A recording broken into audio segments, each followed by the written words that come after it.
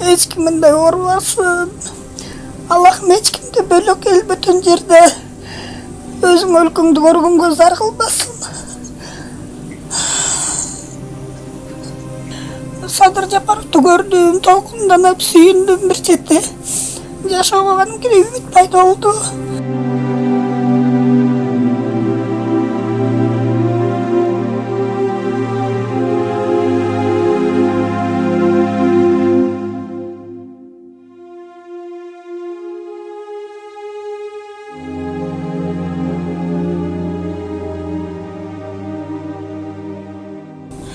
Башында 2007-жылы атам каза болгондо ооруп калдым. Грипп болуп жүрүп эле больницага барсам, пневмония, плеврит болуп ушундай деп чыгып, анан кийин туберкулезге айланып кеттир дешти. Ошентип туберкулез деп больницаларда жаттым. Бишкекте, Воронцовка, жетегибиз калган жок. 2007-жылдан бери өмүрүм больницалап келдет да жалаң эле. Анан уже Кыргызстандан болбой калды, уже адам болбойт деп больницадан чыгарып салышкан 2012-жылы. Ошондо туугандарым, үйдөгүлөр Турцияда жакшы врачтар бар дегенен анан Турцияга алып келишти да. Берде Измирде чоң больницасы бар. Ошо жерге алып келип жаткырган. Туберкулезден 3 жыл дарыланып, 2015 жакшы болуп кеттим. Анан больницадан чыктым. Бирок ошо дарыланып жүргөн убакта сол жак өпкөн. Берде шланг коюп койшкан. Ириң суу агып жүрүп, сол жагы өпкөн агып түшүп калыптыр да. Азыр бир жак оң эле өпкөн бар. Эми данный момент бул да ошо хобул орус менен орит хронический. Ошо только өпкө менен жүрөктү өкөнү бир малда пересадка кылыш керек деди да врачтар. Өпкө жок болгонго, анын ордуна да жүрөк иштегенге жүрөккө күч келип, анан иши бияк пустой болуп калганга бир өпкө жок да. Жүрөк колтуктун алдына жылып кеткен дейт да. Оң жак тарабы чоңоюп кеткен, шишип дейт. Ошо өкөнү тең алмаштырыш керек экен, өпкөнү да жүрөктү да өкөнү бир малда. Ошого операция Турцияда жаза албайт деди, только Индияда деп.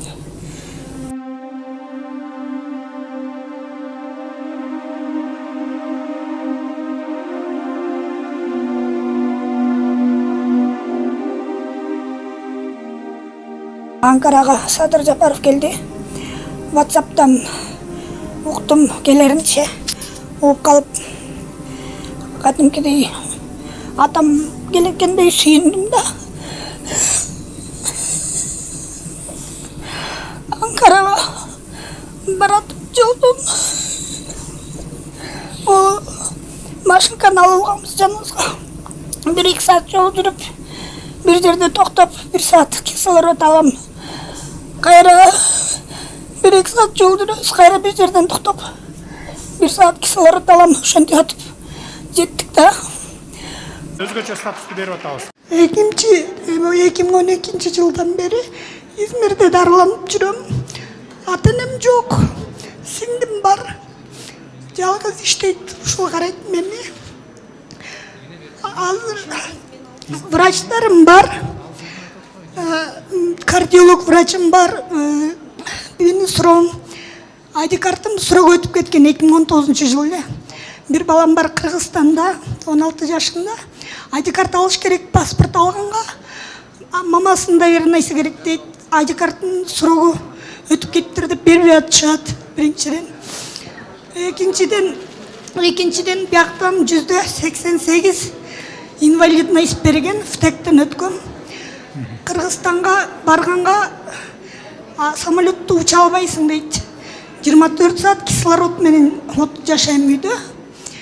Ай сайын контрольго барып турам. Платный. Ага деле кайрымын болгону Кыргызстанга. Бул жакта туруп Кыргызстандан бияктын докторлордун рапорун, справкалары менен Кыргыз Казакстанга кандайдыр бир түрдө перевод кылдырып жөнөтүп, бир пенсияга жазылсамбы, кандай жардам бере аласыздар ошого? Ошону айтат элем. Документине толук жардам бергиле. Руслан өзүң көзөмөлгө алып, консулствого баргыла дейт. Баласыныкындагы ID картын и өзүнүкүндагы полностью жардам бергиле. Садыр Жапаровду көрдүм, толкунданып, сүйүндүм бир четте. Жашоого кадимкидей үмүт пайда болду. Мен өзүбүздүн жакындардан өтө эле жакын атам келгендей эле болду магачы. Сүйүнүп кайрылдым, жардам берем деди. Жанында кимге айтты эле? Бирөө айтты, жардам бергиле депчи.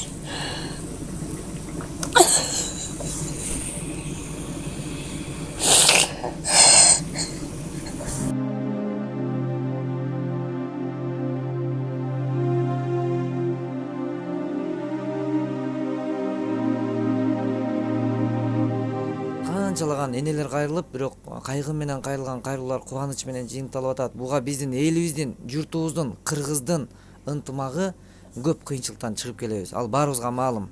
Ошол учурда Элмира өткөндө биздин президентибиз журт атасы болгон Садыр Нуркожоевич келгенде дагы ошол эл алдында чыгып сүйлөп, өзүнүн ушундай бүгүнкү болуп аткан акыбалын, бирок мен түшүндүм ал видеону көргөндө дагы жеткиликтүү жетпей калды деп. Мен ошол видеодо да көрдүм, анткени акыбал ал жерде мындай акыбал көрүнгөн жок. Катардагы адамдардай эле сөз сүйлөндү, жеңил эледей сезди.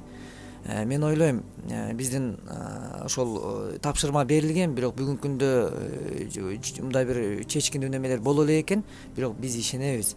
Биринчи Кудайга, экинчи биздин журт атасы болгон Садыр Нуркожоевич бул биздин бүгүнкү азыр сүйлөнүп аткан сөз дагы жетсе, сөзсүз түрдө бул нерсени өз колуна алат деп ишенем. Себеби мына ошол жакынкы эле күндөрү Рамзан Кадыровдун дагы ушул бир видеосун биз көргөнбүз. Ал жерде ошол бир карылар үйүндө калып кеткен чечен аксакалды өзүнүн журтун алдырткандыгына күбө болгонбуз. Ал эми бул жерде биздин Кыргыздын кызы мына ушул Турция өлкөсүндө ушундай оор абалда жатат. Бирок буну сөзсүз биз мекенибизге алып, жана мекени ошо ден соолугун жакшыртып алышка биз мүмкүн болушунча аракет жасайбыз деп мен ишенем. Элге да ишенем, биздин Ажообузга да ишенем. Анткени кыргыз кыйынчылыкта бири-бирин таштаган эмес, биз таштабайбыз.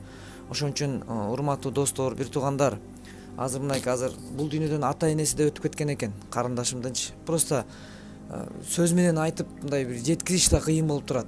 Ошол өзүнүн ата энесин сагынып, мекенин, элин сагынып, ушу 16 жаштагы кызычы, ушу жипсиз байланып барго, ушул энесинин жакшы болуп кетишин изденип, ушу көчөдөн миллиондогон акчалар кете турган бул ооруну ал көчөдө тыйындап чогулуп жүрөт. Ошол тыйындап чогулткан акча качан чогулат? Анан бул эне кыздын ортосундагы сүйүү, ата эненин ортосунда бала менен кыздын жакшы көрүү сүйүүсүнө эч нерсе тең келгис. Бүгүн кимдир бирөөлөр машина алайын деп кызыгып чуркап жүрөт, бирөө кийим алайын деп чуркап жүрөт. Бирок ошол 16 жаштагы кыз ага кийимдин дагы, дүйнө байлыктын эч нерсесинин кызыгы жок. Жөн гана энеси жанында аман туруштугу гана керек болуп турат.